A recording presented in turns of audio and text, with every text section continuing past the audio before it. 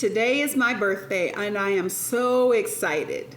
I want to share with you something that I started doing with my birthdays. And I started doing this a long time ago. I used to work with this lady named Lisa. And Lisa's birthday was coming up. And I asked her what she wanted for her birthday, what were her wishes.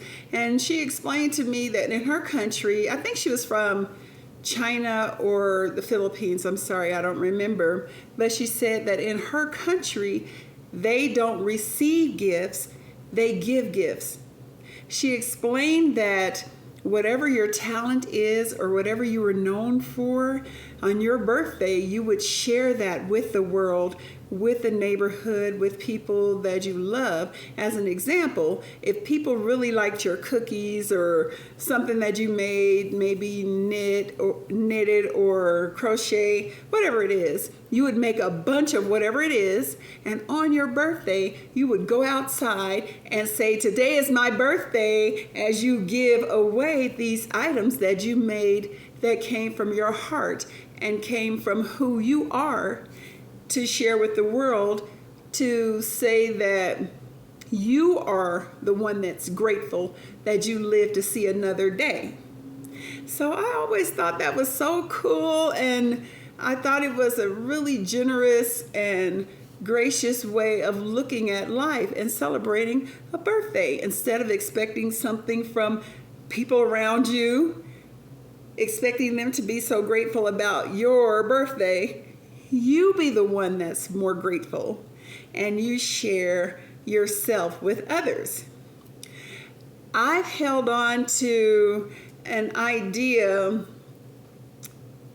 that birthdays were for people who were loved, and I didn't really put a lot of stock into birthdays for many years of my life because growing up, birthdays weren't really celebrated for me. I had 5 siblings, and whenever it was one of their birthday, my mom would remind me to save back some money to make sure that we can buy them a cake on their special day. And we did this for all of my siblings, but when it was my birthday, there were no reminders, no cake, no party, nothing. And everyone knew that it was my birthday, but no one made a big deal about it. So after a while, I started to believe that maybe I didn't deserve to be celebrated. So that's how I looked at birthdays for many years. I never had a party or anything like that.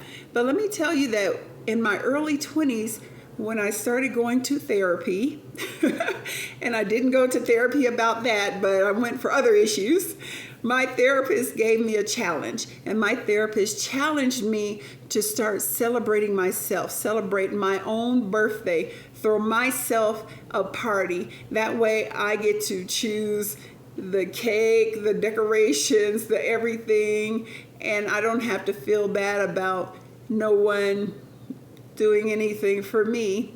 So I thought it sounded kind of silly, and I told him I don't think I can do it, but with a little bit of pressure, I went ahead and did it.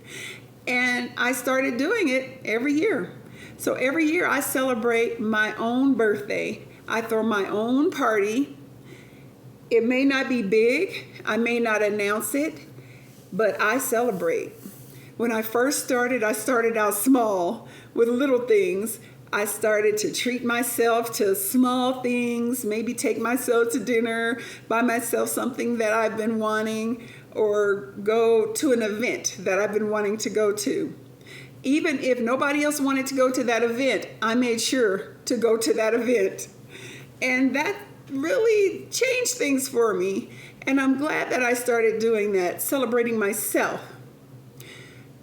But deep down, the birthday still felt a little complicated, you know. One time at my church, we had a guest pastor. He was a soft-spoken, wonderful pastor. He came from out of town. I think his name was Pastor Van or Pastor Vance. And I loved it when he came because his sermons were so powerful. They were so powerful. Now, this man did not even use a microphone. He refused to use a microphone. But let me tell you, the entire church would be silent because everybody wanted to hear what he had to say. And he spoke in such a calm and loving and commanding voice that it was just breathtaking.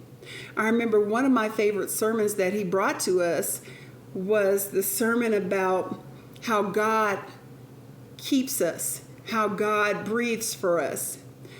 And I remember him talking about when a person dies, the last thing they do is they take their final breath, and that breath is out. They're breathing out. They're exhaling out. There's no more breath in them. And that's when they are gone, basically.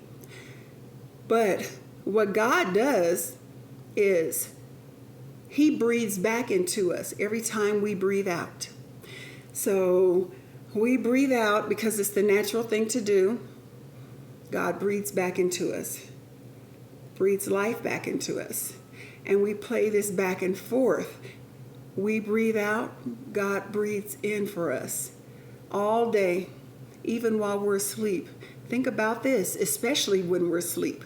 We exhale and God breathes back in to us to fill our lungs. And we sleep all night and we wake up. God made sure we woke up. That's so powerful.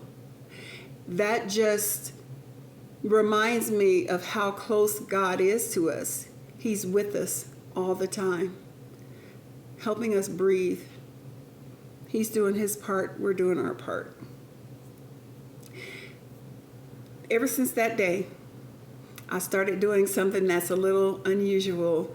I like to share it with you and encourage you to maybe try it yourself. A lot of people mark off days on their calendar at the end of the day. I'll show you here.